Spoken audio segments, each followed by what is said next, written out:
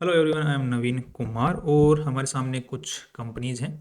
जैसे हमारे एक भाई ने अभी रिसेंटली बताया था हमारे को कमेंट्स के थ्रू कि नालवा सन्स एंड इन्वेस्टमेंट्स में एक अच्छी नेटवर्थ देखने को मिल रही है। तो we look into it and हमको नज़र आया कि यहाँ पर एक अच्छी वर्थ देखने को मिल रही है। साथ में एक दूसरी कंपनी है BF इन्वेस्टमेंट्स भी, इसके अंदर में भी अच्छी वर्थ जो है देखने को मिल रही है।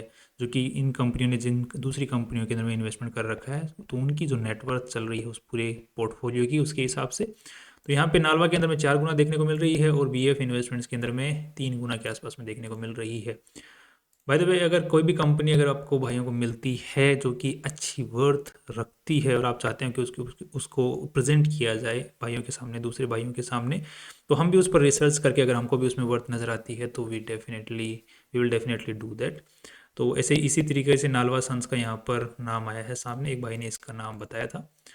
नेक्स्ट हम देख लेते हैं कि इन कंपनियों के अंदर किस तरीके से नेटवर्थ देखने को मिल रही है। तो BF इन्वेस्टमेंट्स जो कंपनी है, इसका जो वैल्यू चल रहा है आज के दिन लगभग 2800 करोड़ के आसपास में चल रहा है। जबकि इसकी अगर हम लोग बैलेंस शीट को चेक करते हैं सितंबर 2024 के अकॉर्डिंग, तो इसकी जो इन्वेस्टमेंट की वैल्यू है दैट इज 8000 करोड़ के आसपास में, 8300 करोड़ के आसपास में, तो कि लगभग 3 गुना के आसपास में। अगर इनका जो मार्च 2024 तक का अगर रिजल्ट चेक करते हैं तो वहाँ पर इन्होंने अच्छे खासे इन्वेस्टमेंट जो कर रखे हैं, जैसे कल्याणी स्टील्स के अंदर में अच्छा खासा इन्वेस्टमेंट है, जो कि इसकी एक काइंड ऑफ एसोसिएट कंपनी के तौर में भी बनी हुई है। एसोसिएट कंपनी किसी भी कंपनी की कब बनती है, जब कोई भी कंपनी में जो दूसरी कंपनी 20 से 50% के बीच में शेयर होल्डिंग रखती हो।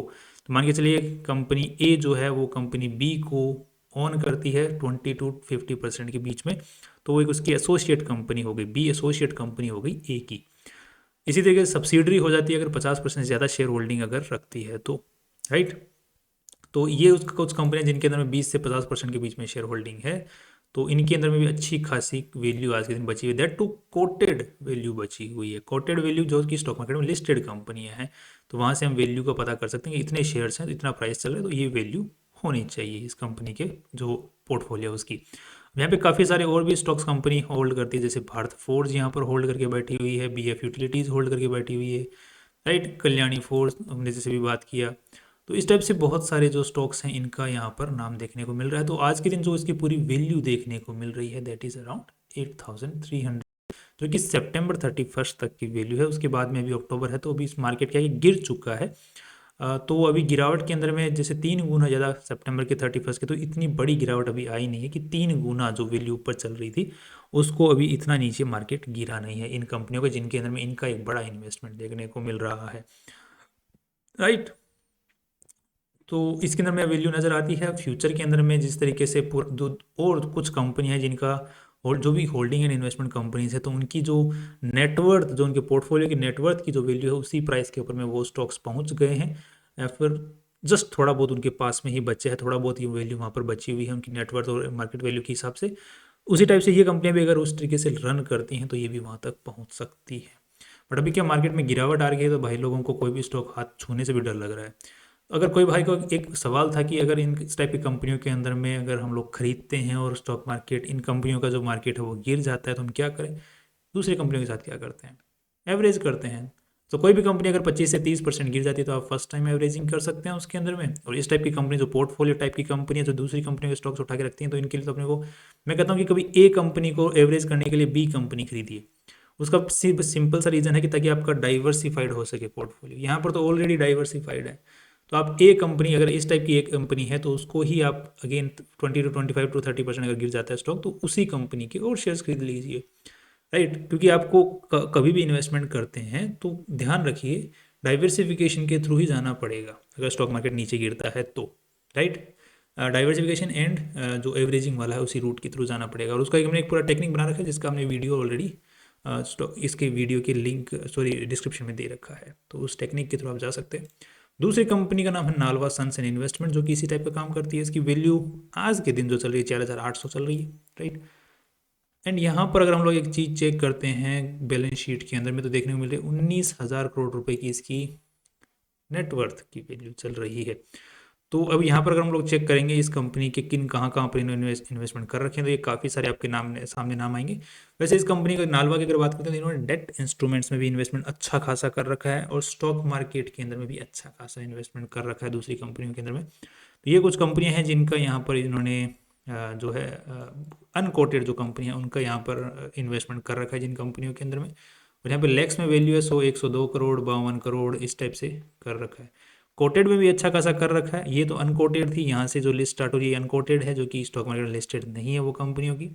यहाँ पे देखते हैं सहयोग होल्डिंग प्राइवेट लिमिटेड, तो इसका 1374 करोड़ रुपए है, राइट। तो ये अनकोटेड वाले हैं, ये कोटेड इन्वेस्टमेंट है। कोटेड मतलब ऐसी कंपनियां जो स्टॉक मार्केट लिस्टेड हैं, तो इनकी वैल्यू को तो हम वेरीफाई भी कर सकते हैं, बट जो प्राइवेट लिमिटेड वाली होती है इनकी वैल्यू को हम वेरीफाई नहीं कर सकते हैं, बिकॉज वो प्राइवेट लिमिटेड होती हैं, स्टॉक मार्केट लिस्टेड होती ही नहीं है, तो उनकी प्राइसेस को है इजीली मैनिपुलेटिव हो सकती है वो। अब यहाँ पे देखते हैं 7,411 करोड़ रुपए की वैल्यू यहाँ पर कोटेड वाले की चल रही है एज पर 21 मार्च। तो अभी उसकी जो वैल्यू बढ़ चुकी है। इसी के साथ में अगर हम लोग अनकोटेड की देखते हैं तो 5,007 करोड़ रुपए की वैल्यू उसकी चल रही है। मोस्टली जो अनकोटेड शेयर्स की जो वैल्यू होती है वो एट कॉस्ट निकाली जाती है, कि जो कॉस्टिंग के टाइम पे थी वो ही वैल्यू वहाँ पर देखने को मिलती है, मतलब कितने में शेयर्स को खरीदा गया है। बाकी क्योंकि और जो अनकोटेड शेयर्स होते हैं उनकी बात करें, जो प्राइवेट लिमिटेड कंपनी होती है उनकी जो वैल्यू होती है वो कितने पे उनके शेयर्स इस कंपनी ने खरीदे थे उसी पे वैल्यू पे चलते हैं, अनलेस और अनटिल उसमें एक खरीद बेच अगेंस्ट फिर से ना हो।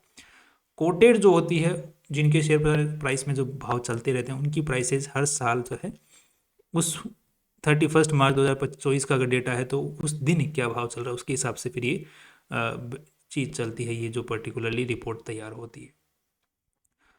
नेक्स्ट अब देख लेते हैं कंपनी के पास कंपल्सरी कन्वर्टेबल प्रेफरेंस शेयर्स के अंदर में भी पैसा डाल रखा है। Preferential shares compulsorily convertible preference shares कौन से होते हैं, जो कि नॉर्मल शेयर्स में कन्वर्ट कर दिए जाएंगे after a certain period of time, वो होते हैं कंपल्सरी कन्वर्टेबल शेयर्स। तो यहाँ पे 93 करोड़ रुपए लगाए हुए, कुछ ज़्यादा नहीं लगाए हुए। फिर बाकी ऑप्शनली कन्वर्टेबल प्रेफरेंस शेयर्स के अंदर भी पैसा लगा रखा है। तो ऑप्शनली मतलब आप कंपनी जो भी इन प्रेफरेंस शेयर्स को ओन करती है वो अगर चाहे तो उसके बदले पैसे ले सकती है या फिर इस कंपनी के शेयर्स ले सकती है, वो कंपनी के पास में ऑप्शन होता है, राइट। इसके अलावा डेट सिक्योरिटी में अच्छा खासा पैसा कंपनी ने लगा रखा है, जहाँ से इंटरेस्ट कमाती है हर साल company. So everything looks fine. अब यहाँ पे किस तरीके से ये डेट सिक्योरिटीज़ हैं, ये कंपनी को पैसा कमा के दे भी रही हैं या नहीं दे रही हैं, तो यहाँ पर देखने को मिला 89 करोड़ रुपीज़ कंपनी ने 2024 के अंदर में पैसे कमाए हैं। अगर यहाँ पर हम लोग देखते हैं तो डेट सिक्योरिटीज में कंपनी ने कितना पैसा लगा रखा है, तो यहाँ पर देखने को मिला लगभग 118 करोड़ रुपए लगा रखे हैं। तो ठीक ठाक पैसा लगा रखा है। अब मोस्टली कितना पैसा कहाँ डेट सिक्योरिटी से कितना पैसा कमाया, तो उसकी अगर हम लोग देख लेते हैं इंटरेस्ट बाय इंटरेस्ट कितना कमाया है, तो यहाँ पर अपने को उसकी वैल्यू देखने को मिल जाएगी। 1 सेकेंड।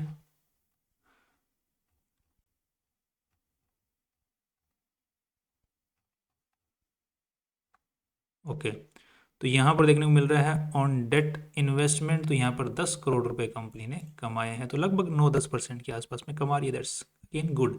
लोन भी कंपनी ने दे रखा है, उसके ऊपर में 23 करोड़ रुपए कंपनी ने कमाया है, और फिक्स डिपॉजिट पे 1 करोड़ रुपया कमाया है। डिविडेंड इनकम से कंपनी ने कमाया है 26 करोड़ रुपया। That's nice, right. Sale of goods, अब यार गुड्स तो कौन सी बेचती है, जब इन्वेस्टमेंट एंड होल्डिंग कंपनीज होती हैं वो कई बार खुद का बिजनेस भी कुछ ना कुछ छोटा मोटा करती रहती है। नालवा सन्स वाले खुद का भी कुछ ना बिजनेस कर रहे हैं। टोटल 24 में 89 करोड़ रुपीज़ कमाए, जिसमें 56 करोड़ रुपीज़ निकाल लिए। तो पी रेशियो भी 57 का, मतलब इनकम भी हो रही है जिसमें 57 का, और बाकी जो नेटवर्थ चल रही है जो जो ये ओन करते हैं उसकी जो नेटवर्थ है वो 4 गुना ऑलरेडी ऊपर चल रही है। अब तो दोनों हाथों में मतलब लड्डू लेके बैठे हैं।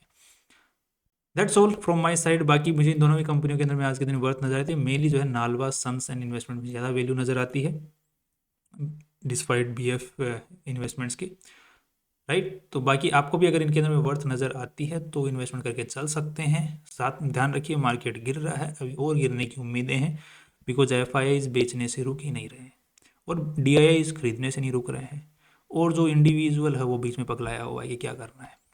तो अपने को पगलाया हुआ इंडिविजुअल नहीं बनना है, इंतज़ार करना है मार्केट थोड़ा और नीचे करेक्ट हो तो अच्छी वैल्यूज़ मिले, तब हम लोग एवरेजिंग करेंगे।